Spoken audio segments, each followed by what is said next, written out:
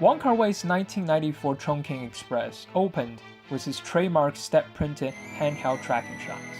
In the narrowed and crowded hallway, we're introduced to the woman in blonde wig, played by Bridget Lane, waving through different sections of the Chungking mansions, the film's namesake building located in Tsun Sha Tsui, Hong Kong's busiest commercial district. A building that is well known for being the cheapest accommodation you can find in Hong Kong, which probably shouldn't surprise you that it's also well known to be a refuge of drugs, crimes, prostitution, and violence. Then the title.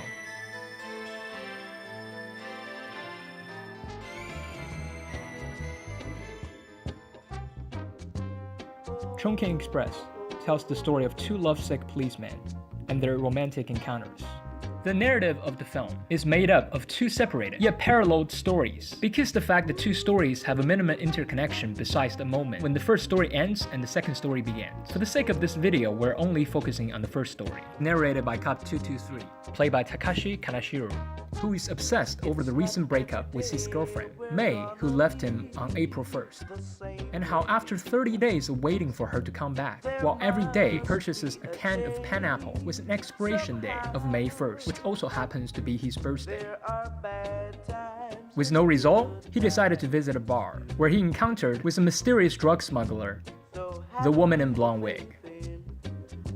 Throughout the film, Wong uses many cinematic techniques to illustrate Cop 223's months-long spiral, and create an environment where the audience can exercise their sensibility in responding to the complex emotions felt by the characters. But what I find to be most interesting is his use of a series Dutch angle shots, while Takashi's character is on the phone right outside the snack bar Midnight Express.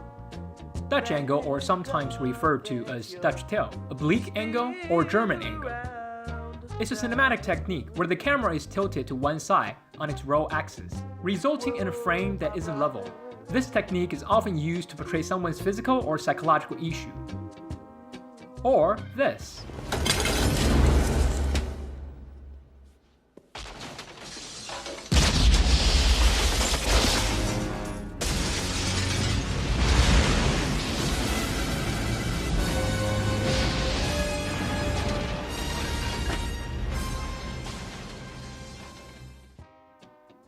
Wow, that was loud. Anyway, back to Chungking Express. Different than our previous examples, I believe Wong's use of the Dutch angle shot brings out a different layer of the effect, especially if you experience them progressively.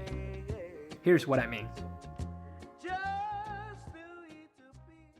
The first shot came in at minute 5, right after a 2-minute close-up of Cop 223 on the phone talking to who we can only assume to be a friend of the pair back in their couple days.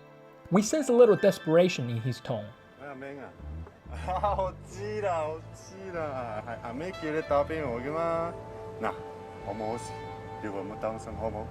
我會好好照顧自己嚇。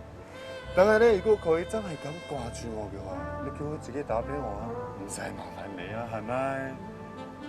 嚇？佢冇叫你打俾我啊？咁我做咩咧？去跑步？你失戀啦？冇，我點解去跑步咧？ 比賽，你黐線啊你！跑步咁私人嘅，點可以隨便跑俾人睇啊？係咁，喂。But he's keeping it together the best he could. Just like Takashi's character, the shot is not very noticeably tilted, and if you don't know where to look, you might not even catch it. But trust me, your subconscious did. With a seemingly ordinary shot, Wong Kar-wai successfully transcended the character's feelings through the silver screen, all while without most of us even realize what happened. The second shot is a lot wider, with considerably more intentional unbalanced composition, as we dive deeper into his journey to rescue his expiring love. The distinguishedly colored light box, hanging over the head of 223, shining and buzzing, happily fulfilling its only mission of selling more carbonated brown sugar water, or chef salad for that matter, as he tries and fails to make any connection with the people that he used to know but probably never knew. You can tell he really doesn't want to be alone tonight, because maybe, if he's occupied, then he doesn't have to face the reality, a month after his breakup, that May was never going to come back. Not this time. In the third and final shot, which, let's be honest, It's probably the only textbook definition of a Dutch angle shot. We witness a silhouette sitting on the stairs, completely defeated, after the polyglot exhausted 4 different languages, and went as far back as his 4th grade classmate, but he's still holding on to the public payphone, like it was the last straw of survival. As if he let go right now, he would immediately be dragged down by the enormous gravity. Oh well, this concrete jungle watches on, as he falls through the center of the earth, and languish into the oblivion.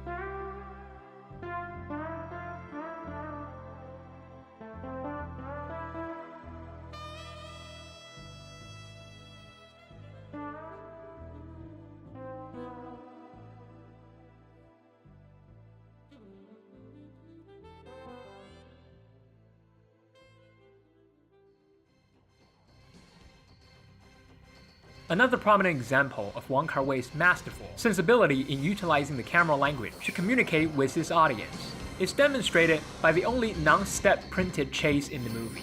And it's no coincidence that he decided to forego his signature trademark look, for which he opened this movie with. The drug smuggler woman in blonde wig had a plan of hiring a group of Indian immigrants as mules to help her carry the packages out of Hong Kong. They got the new suits, they got the new shoes, they got some new toys. And most importantly, they got the condom-wrapped cocaine able. Everything seems to be working according to her plan. They arrive at the airport as she goes to the ticket counter.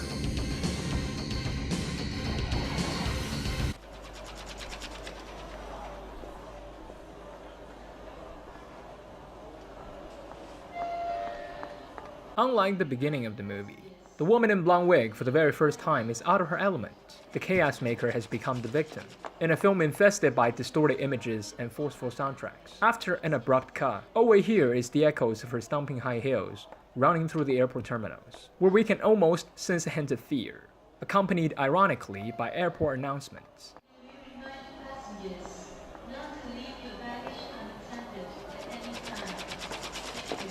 A sobering moment of realization, a dramatic changing point in the story, as the camera jitters around, following our protagonist, with absolutely no step printing effect. Lastly, I think it's worth noting the social and historical context in Hong Kong during the film's initial release date back in 1994. 3 years away from the transfer of sovereignty, set to take place on July 1st, 1997.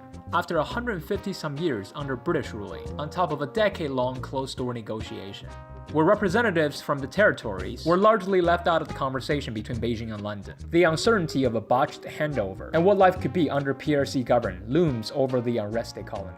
Just like Amy Tobin mentioned in her article about the film in Sight and Sound magazine.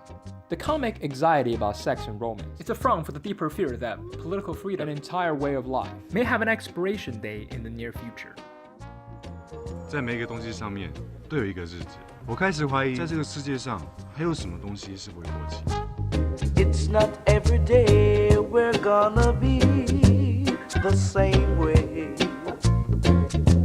There must be a change somehow.